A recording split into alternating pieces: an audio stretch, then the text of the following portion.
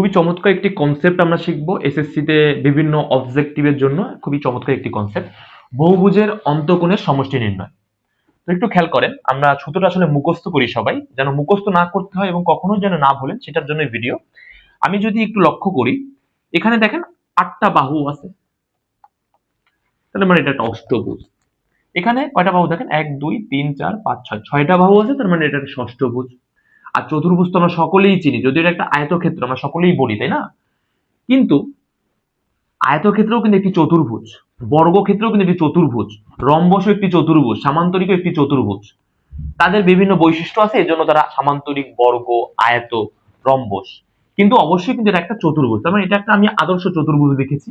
এখন আমার কথা হচ্ছে যে এই চতুর্ভুজের বাহু দেখেন 1 2 3 4, তারপরে চতুর্ভুজের পরে হয় পঞ্চভুজ, ষষ্ঠভুজ, অষ্টভুজ, তাই না? তো সেই অনুযায়ী আমরা এটাকে আসলে একটু সলভ করার চেষ্টা করি যে আসলে কিভাবে কোনগুলো সমষ্টি আমরা বের করি। আপনি যদি একটু খেয়াল করেন, এখানে মোট পয়েন্ট আছে কয়টা বলেন তো?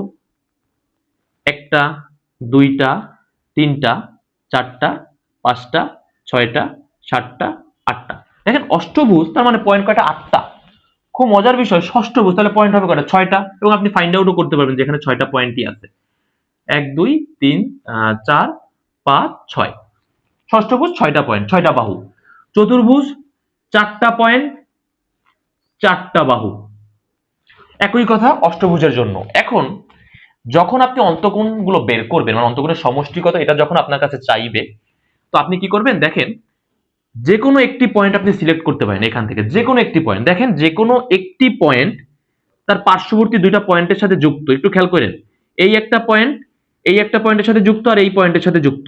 তার মানে অষ্টভুজের মোট পয়েন্ট 8টা, একটা পয়েন্ট দুইটা পয়েন্টের সাথে যুক্ত, তার মানে 3টা পয়েন্ট কিন্তু বুক অলরেডি, তার মানে পয়েন্ট বাকি আছে 5টা। সেটা ধরেন। এবারে এখানে যেহেতু ষষ্ঠভুজ, একটা পয়েন্ট দুইটা পয়েন্টের সাথে যুক্ত থাকবেই, তাহলে ষষ্ঠভুজের 3টা পয়েন্ট বুক, বাকি আছে 3টা পয়েন্ট, 1 2 3। চতুর্ভুজের সেম কথা, একটা পয়েন্ট দুইটা পয়েন্টের সাথে যুক্ত, চতুর্ভুজের 3টা পয়েন্ট বুক, আর বাকি রয়েছে একটা পয়েন্ট। আপনার কাজটা হচ্ছে কি, যে কোনো একটি পয়েন্ট সিলেক্ট করা, যেহেতু দুইটা পয়েন্টের সাথে অলরেডি যুক্ত, আর এখানে পড়ে রইল আর 5টা পয়েন্ট, তো এই পয়েন্ট থেকে আপনি বাকি 5টা পয়েন্ট যোগ করবেন, মানে এক করবেন।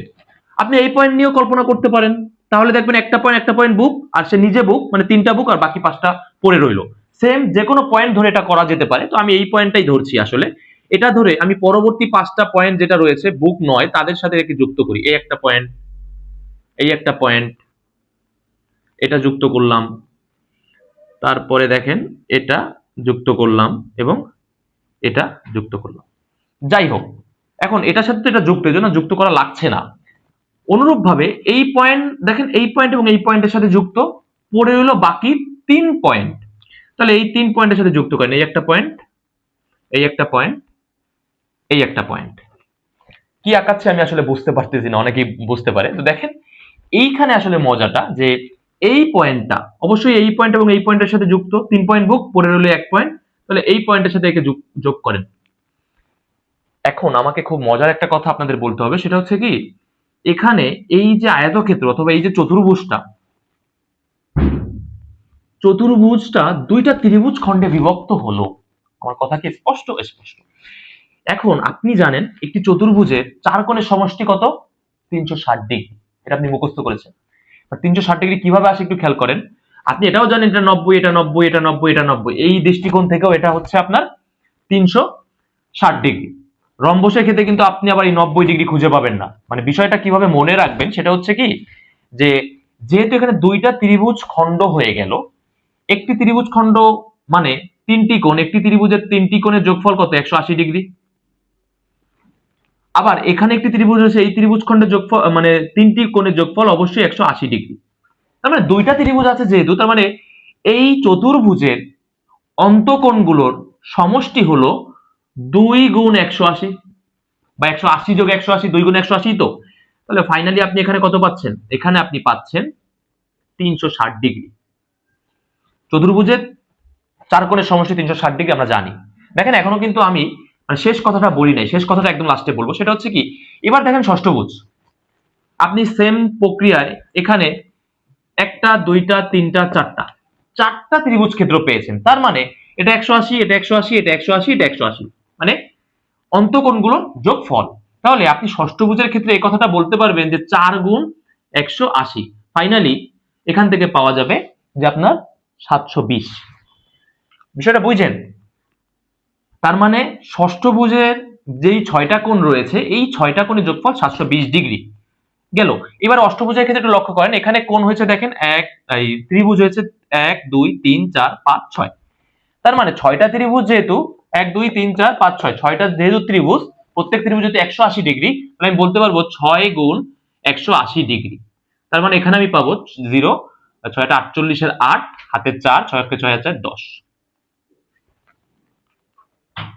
তার মানে ফাইনালি দেখেন আমি 6 গুণ 180 করে 1080 বা 1080 ডিগ্রি আমি পেয়েছি। এখন আমি আসলে সূত্র প্রতিষ্ঠা করতে চাই। কি সূত্র হতে পারে দেখেন, আপনি এখানে বলছেন কি দেখেন তো, এখানে আপনি বলছেন 6 গুণ 180, এখানে আপনি বলছেন 4 গুণ 180, এখানে আপনি বলছেন 2 গুণ 180। আর যখন আপনি 6 গুণ 180 বলছেন তখন এটা অষ্টভুজ, যখন 4 গুণ 180 বলছেন তখন এটা ষষ্ঠভুজ, যখন 2 গুণ 180 বলছেন তখন এটা চতুর্ভুজ। তার মানে আপনি কি বলতে পারেন অষ্টভুজ মানে কত সংখ্যা 8, ষষ্ঠভুজ মানে 6, চতুর্ভুজ মানে 4।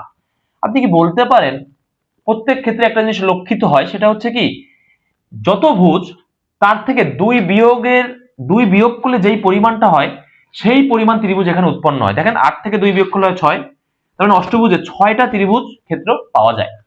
ষষ্ঠভুজ মানে পরিমাণ কত 6, 6 থেকে 2 বাদ দেন পাওয়া যাবে কত 4।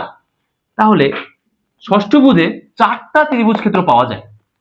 এবার চতুর্ভুজ, চতুর্ভুজের আপনার ভুজ কয়টা 4টা, তাহলে 4 যদি হয় এখান থেকে 2 বাদ দেন পাওয়া যাবে কত 2। তার মানে চতুর্ভুজের 2টা ত্রিভুজ ক্ষেত্র পাওয়া যায়। তার মানে দেখেন আমি কিন্তু বলতে পারি এই 6 কে বলতে পারি 8 মাইনাস 2 গুণ 180 ইকুয়াল আবার 1080।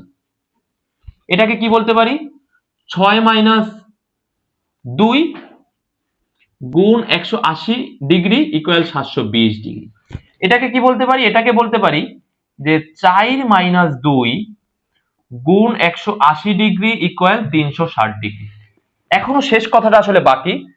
এই 8 মাইনাস 2 করলে 6 আসে, 6 মাইনাস 2 করলে 4 আসে, 4 মাইনাস 2 করলে 2 আসে। এতটুকু বোঝা ক্লিয়ার? এবারে তার মানে আপনি কি বলতে পারেন যত ভুজই হোক না কেন সেই ভুজ থেকে 2 সংখ্যক কম ত্রিভুজ ক্ষেত্র উৎপন্ন হবে। তাহলে আমি বলতে পারি যদি আমার ভুজ সংখ্যা n হয় তা থেকে 2 বাদ দিব সর্বদা, এবং 180 গুণ করলে আমি সেই বহুভুজের সকল কোণ অথবা অন্তকোণগুলোর সমষ্টি পাবো।